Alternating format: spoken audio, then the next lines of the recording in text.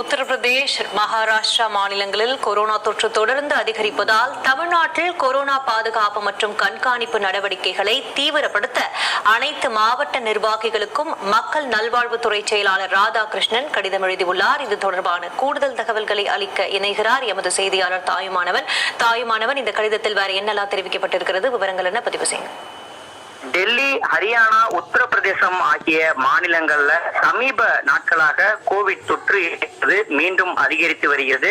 இந்த ஒரு சூழல்ல தமிழகத்தை பொறுத்தமட்டில் இந்த தினசரி கொரோனா பாதிப்புல குறிப்பிடத்தக்க மாற்றம் இல்லை என்றாலும் 25 முதல் 30க்கும் மேற்பட்ட நோய் பாதிப்புகள் குறிப்பிட்ட 8 மாவட்டங்கள்ல கண்டறியப்பட்டு வருவதன் காரணமாக, எனவே மற்ற மாநிலங்கள்ல அதிகரித்து வரக்கூடிய அந்த கொரோனா தொற்றை மனதில் கொண்டு தமிழகத்தில் முன்னெச்சரிக்கை நடவடிக்கையாக அரசுடைய நிலையான வழிகாட்டு நெறிமுறைகளை பொதுமக்கள் பின்பற்ற வேண்டும் என சுகாதாரத்துறை செயலாளர் டாக்டர் ராதாகிருஷ்ணன் வேண்டுகோள் விடுத்துள்ளார்.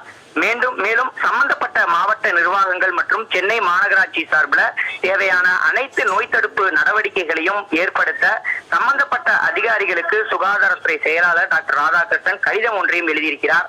இது தொடர்பாக அவர் அனுப்பிய அந்த கடிதத்துல தமிழகத்தில் கொரோனா பரவல் அதிகரிக்காத வகையில் அனைத்து மாவட்ட நிர்வாகங்களும் பொதுமக்கள் மீண்டும் அதிக அளவுல கூடக்கூடிய இடங்கள்ல அந்த முகக்கவசம் அணிவதை உறுதிப்படுத்த வேண்டும்.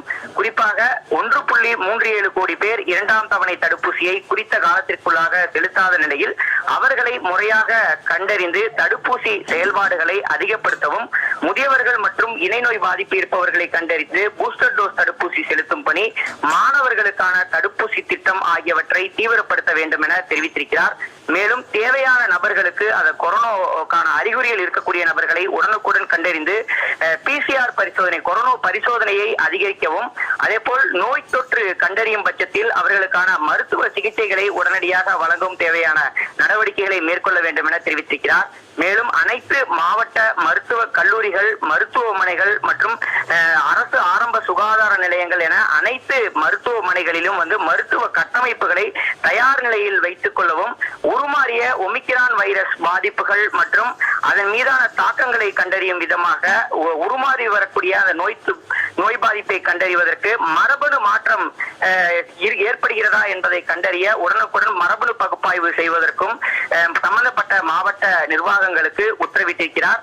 தற்போதைய சூழல்ல 93% ஒமிக்ரான் பாதிப்பானது BA.2 என்ற மாறுபாட்டில் காணப்படுவதாகவும், XE என்ற அந்த பரவக்கூடிய அந்த புதிய ஒமிக்ரான் வகை பாதிப்பு தற்போது வரை தமிழகத்தில் இல்லை என்பதையும் குறிப்பிட்டிருக்கக்கூடிய சுகாதாரத்துறை செயலாளர், தொடர்ந்து ஏற்படக்கூடிய அந்த மரபணு மாற்றத்தை கண்டறிவதற்கு உடனுக்குடன் பரிசோதனைகளை மேற்கொண்டு மரபணு பகுப்பாய்விற்கு மாதிரிகளை அனுப்பவும் சம்பந்தப்பட்ட மாவட்ட நிர்வாகங்கள் மற்றும் சுகாதாரத்துறை அதிகாரிகளுக்கு உத்தரவை பிறப்பித்திருக்கிறார்.